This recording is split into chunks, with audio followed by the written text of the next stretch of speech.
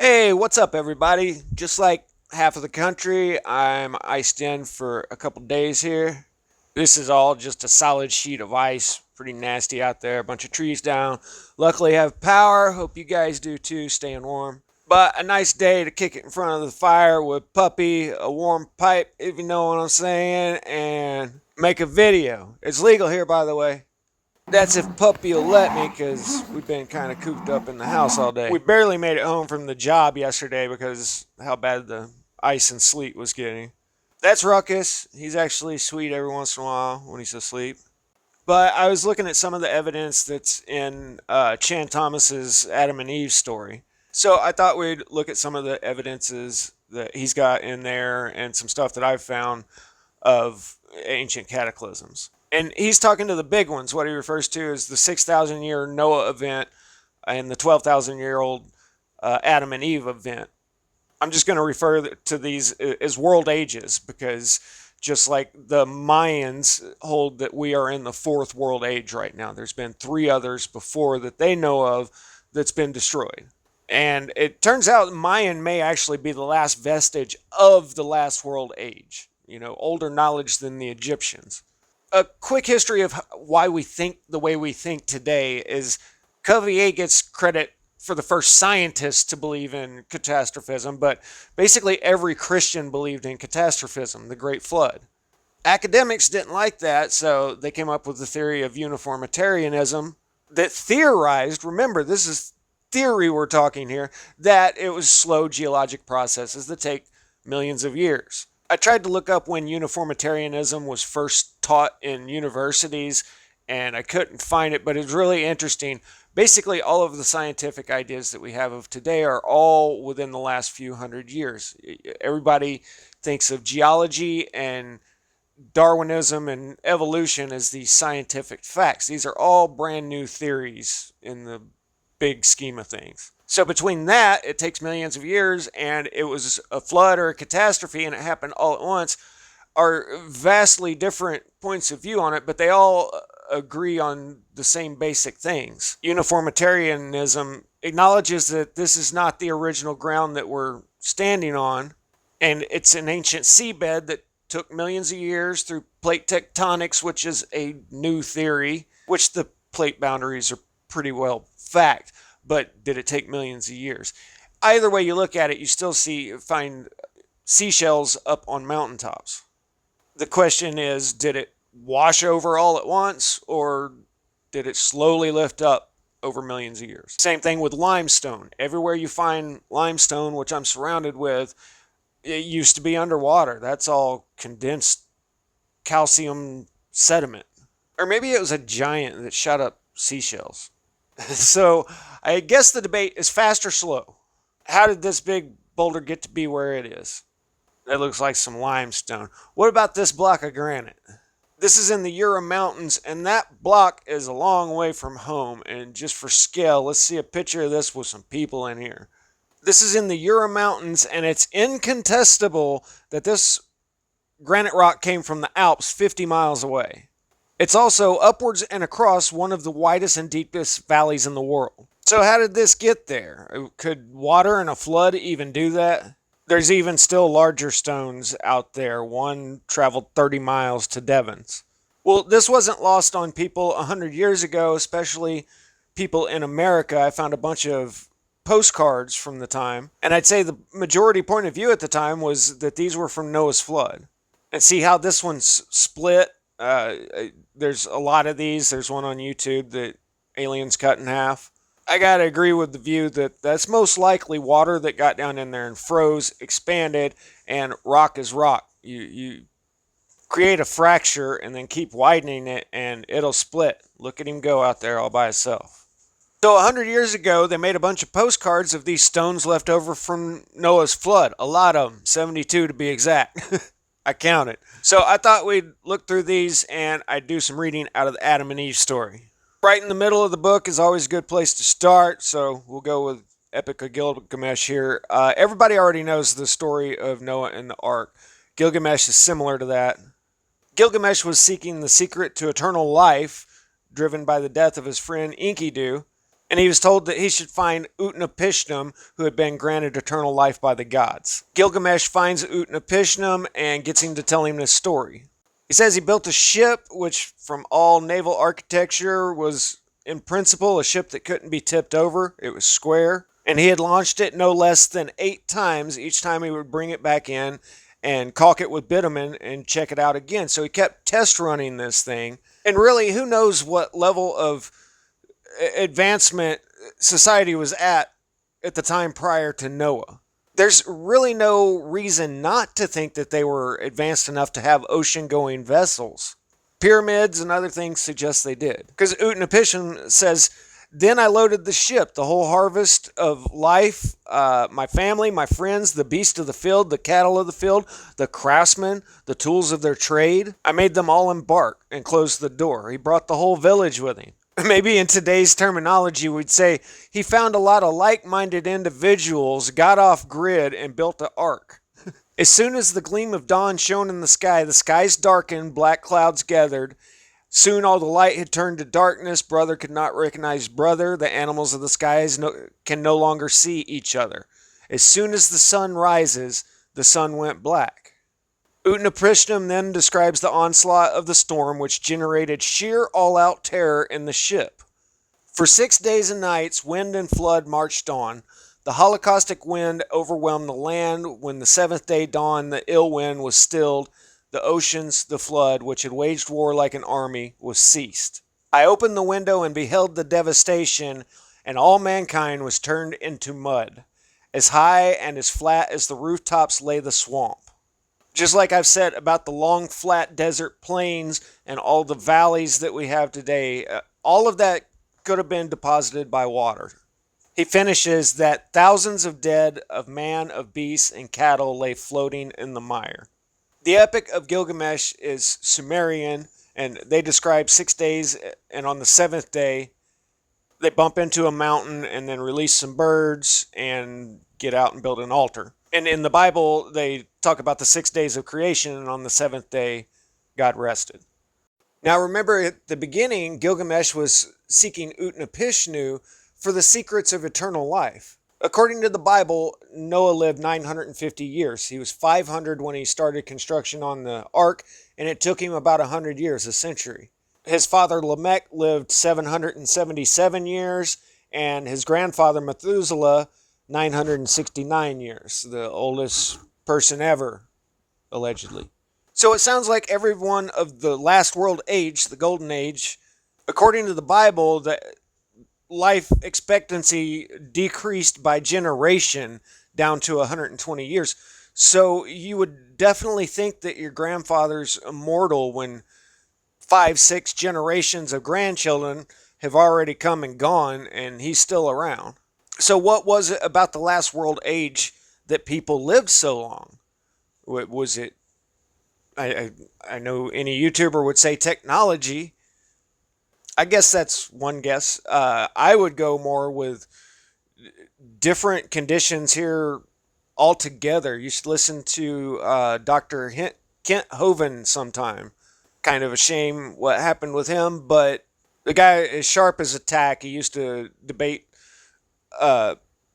evolutionists as a creationist, but he was a high school science teacher. He knew science really well, and he pointed out a lot of things like if you had increased atmospheric pressure, increased concentrations of oxygen, your body would be producing more heme, which is part of the hemoglobin in your blood, and this would have all kind of beneficial effects like long life.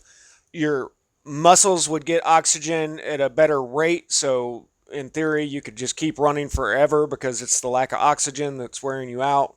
And I would speculate that everyone was much, much bigger back at that time. And not just people, but we have the fossils of the plants, the animals, the 6-foot long dragonflies. Everything was bigger back then. Thomas also says that the language of the old world survived on, he calls it the Mayan tongue, lived on in scattered remnants. Polynesian, Greek, Yakut, Egyptian, Eskimo, nomadic, Oriental, German, American Indian, just about all the languages have words derived from the old world. So what caused all this to happen? Now, look, guys, don't shoot the messenger. I am literally just reading what Chan Thomas wrote in his book. I realize that there are hundreds of different theories out there on what caused the ancient catastrophes. It could have been a solar plasma event. It could be Velikovsky, and I believe he says, didn't Venus run into Earth and then the moon flew off and is now a satellite of Earth? There's another theory I know of that the moon was a comet, basically, and was captured by Earth. A lot of the old mythologies do say there was a time before the moon. Anyway, I can't cover everything all at once, so in this video, I'm just going through what Chan Thomas says in the book, The Adam and Eve Story. If you're a flat earther, you can just go ahead and skip to the next section of the video, indexed down in the comments section. Thomas says, look at a globe, pick out longitude 90 degrees west, latitude 60 degrees north, and this is the western part of the Hudson Bay. Now hold it so this spot is the North Pole on its axis of rotation, and this was the configuration of the world between 18,500 years ago and 11,500 years ago. I want to point out that all of the structures that we have today are in alignment with our present north-south directions. Anyway, he says the cataclysms of 11,500 years ago saw the Hudson Bay, which is the North Pole, and the opposite area just southwest of Australia, both roll to the equator, and the Sudan Basin roll to the North Pole. You guys might have heard this referenced as a pole flip. And it remained there for the next 4,500 to 5,000 years. So he's saying that the whole time of Noah in the age of 30-foot-tall giants that lived a long time, not being sarcastic there, the Golden Age, the Sudan Basin was at the North Pole. While this shift was occurring, taking only a quarter to a half day, the Earth's oceans and atmosphere, through angular momentum, kept rotating in their normal direction during most of the shift, with the oceans violently inundating most of the lands at supersonic speeds, the atmosphere bringing unimaginable hurricanes of supersonic wind velocities. Whole continents were subjected to tremendous upheavals and earthquakes, you think?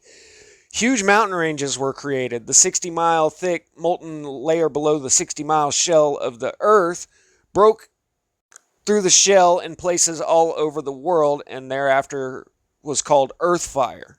The oceans and winds took 6 days, and on the 7th began to settle down for 5,000 years of normal activity once again. The 2-mile thick ice caps of the Laurentian Basin and Indian Ocean, having shifted from their polar homes, proceed to melt in the torrid heat, carving great grooves in the mountains.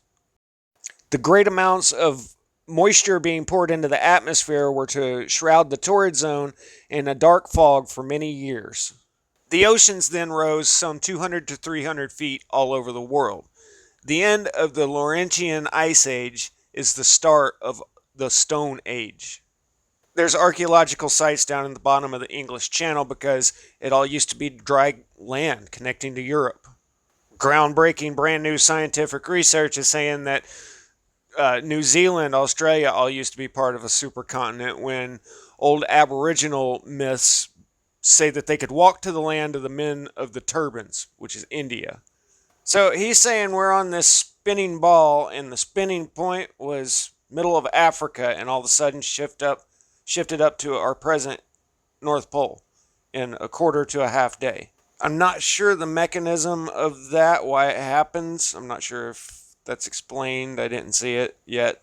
But you can just imagine what would happen if this were the case. Central Africa would have been relatively stationary, and then all of a sudden get whipped out to where it's at the equator going 1,000 miles an hour. So all of the wind, all of the water, what he says, keeps on moving.